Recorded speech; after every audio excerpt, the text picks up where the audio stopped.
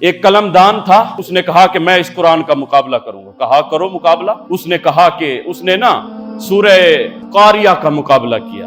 اس نے کہا وہ سورہ قاریہ میں اللہ نے فرمایا القاریۃ ما القاریہ وما ادراک ما القاریہ۔ القاریہ مراد کیا ہے؟ بجنے والی، کھنکنے والی مٹی۔ اب جب اللہ نے فرمایا تو انسان جستجو میں آ گیا کہ آیا کہ یہ مٹی کون سی مٹی ہے؟ مٹی کئی قسم کی ہے۔ القاریہ، پھر اللہ فرماتا ہے مل قاریہ، تم کیا جانو یہ مٹی ہے کیا؟ وما ادراک ما القاریہ، فرمایا تم اس چیز کا ادراک ہی نہیں کر سکتے کہ قاریہ کس کو کہتے ہیں۔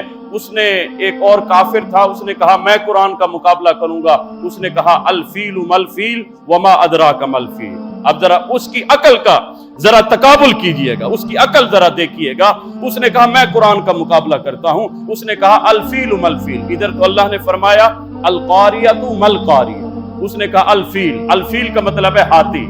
اب جب ہاتھی کہا گیا ہر کسی کو مطلب سمجھ آ گیا کہ جس کے دو بڑے کان ہوتے ہیں، ایک سونڈ ہوتی ہے، اسی کو چار پاؤں والی، اسی کو ہاتھی کہا جاتا ہے۔ ہر بات سمجھ ہوگی، کلیئر ہو گئی۔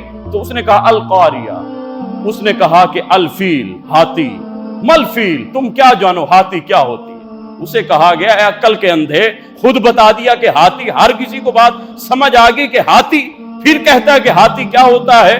وما ادراک مل فیل، ارے تم کیا جانو کہ ہاتھی ہوتا ہی کیا ہے؟ اس کو کہا کہ جا اپنے عقل کا علاج کر، ہاتھی تو ہر کوئی بچہ جانتا ہے ہاتھی کس کو کہتے ہیں۔ تو یہ قرآن کا اعجاز ہے۔ اللہ نے فرمایا اس قرآن کا تم مقابلہ نہیں کر، جاؤ جتنا کچھ زور لگا سکتے ہو